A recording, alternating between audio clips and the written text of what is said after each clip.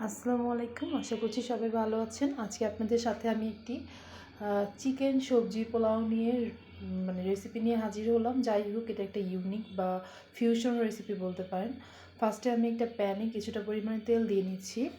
তেলের ভিতরে আমি আগে থেকেই লবণ আর মরিচের গুঁড়া দিয়ে কিছুটা চিকেন ম্যারিনেট করে রেখেছিলাম। আপনারা চাইলে এখানে ব্রয়লার চিকেন ইউজ করতে পারেন। তো আমি পাকিস্তানি কক মুরগি ব্যবহার করছি। এখন হচ্ছে মুরগিটাকে একটা একটা করে দিয়ে দেবো। এটা একটু ভেজে নিতে হবে। আপনারা চাইলে ভাজতেও পারেন, নাও ভাজতে পারেন, বাট ভাজলে টেস্টটা একটু ভালো আসে। যার কারণে আমি মুরগিগুলো দিয়ে দিচ্ছিলাম একটা একটা করে। ফার্মের মুরগি দিলে সাধারণত কী হয়, একটু অন্যরকম লাগে খেতে, অত বেশি একটা ভালো লাগে না। আপনারা চাইলে দেশি মুরগি ইউজ করতে পারেন, তাহলে এটা আরও বেশি খেতে ভালো লাগে। যাই হোক, আমি একটু ঢাকনা দিয়ে ঢেকে দিলাম।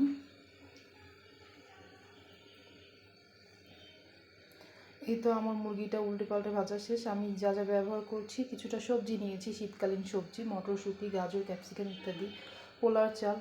আর আমি মশলা নিয়েছিলাম ঘরোয়া মশলা, যেগুলো বাসা থেকে, সেগুলোই। তো ফার্স্টে আস্ত মশলাগুলো দিয়ে দিলাম। আপনাদের সাথে কথা বলতে মনে নেই। যাই হোক, এখন মশলাগুলো নেড়ে নেব। মশলা থেকে একটা ফ্লেভার বের হবে, ওইটার জন্য আর কি। তো পেঁয়াজ, আদা, রসুন একসাথে বেটে নিয়েছিলাম, সেটা দিলাম। মশলা দেওয়ার পর একটু লবণ দিয়ে দিবেন, তাহলে মশলাগুলো আর কি ছিটে না। গরম তেলে মশলা মাঝে মাঝে ছিটে ওঠে, যার কারণে আমার হাতে লাগছিল আর কি। আর এখন একটু জিরা বাটা দিয়ে দেব। আমরা বরিশালের মানুষরা সবসময় সব কিছু জিরা বাটা খেতে পছন্দ করি। যাই হোক, একটু নেড়ে চেড়ে নিচ্ছি। কিছুটা ফালি করা কাঁচামরিচ দিলাম।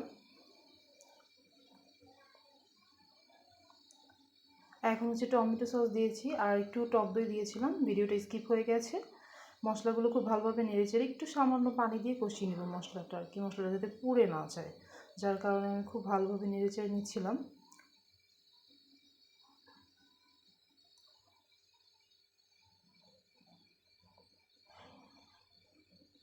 এখন এই মশলার ভিতরে আমি মুরগিগুলো দিয়ে দিলাম, ভেজে রাখা মুরগিগুলো। যাই হোক, এই মশলার ভিতরে আমি মুরগির মাংসগুলো একটু কষিয়ে নেব। একটু সময় নিয়ে কষাবেন, তাহলে টেস্টটা একটু বেটার আসে।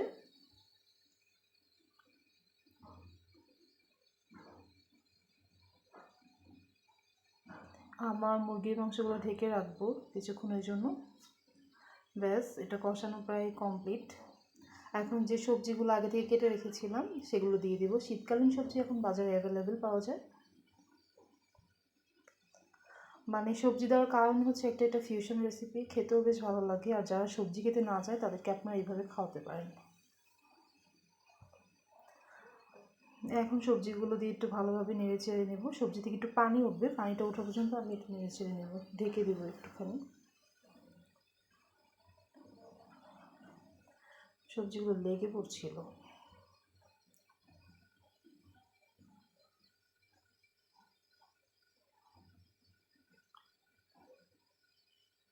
যাই হোক, ঢেকে দিচ্ছি।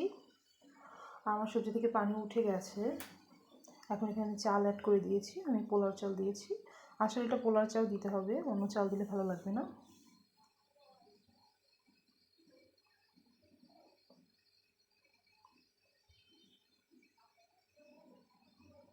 খুব ভালোভাবে নেড়ে চেড়ে নেবেন, যাতে মাংসগুলো আবার গলে না যায়, সেদিকে খেয়াল রাখতে হবে। এখানে পরিমাণ মতো পানি এবং কিছুটা আস্তা কাঁচামরিচ দিয়ে দিলাম। লবণটা কিন্তু টেস্ট করে নেবেন আপনারা, যে লবণটা ঠিক আছে কিনা। এখন এটাকে দমে দিয়ে দেবো আমি, চুলার আঁচ কমিয়ে। ওইদিকে আপনাদের ভাইয়া আবার কিছুটা নারকেল ভাঙতে বললো আমাকে, পুলি পিঠা বানাবে। বাই দ্য ওয়ে, আপনার পুলি পিঠার রেসিপি কিন্তু এই ভিডিওর পরে পাবেন, আজকে বা কালকের ভিতরে। আপনার ভাই আপনাকে পুলি পিঠার জন্য নারকেলগুলো করে দিচ্ছিল। এই তো আমার পোলাও রেডি। আমি একটু নেড়ে চেড়ে নিলাম, আমার পোলাওটা পারফেক্ট হয়েছে। এটা দেখতে কিছুটা ভেজিটেবল ফ্রাইড রাইসের মতো লাগছিল, বাট এটা ফ্রাইড রাইস না।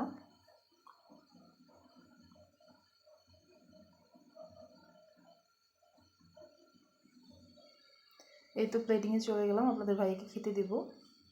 দেখেন, দেখে কিন্তু খুব লোভনীয় লাগছে, সাথে সালাদ ছিল। দেখিও কি বলে। বললো তো খুব ভালো হয়েছে, রেটিং 10 আউট অফ 10।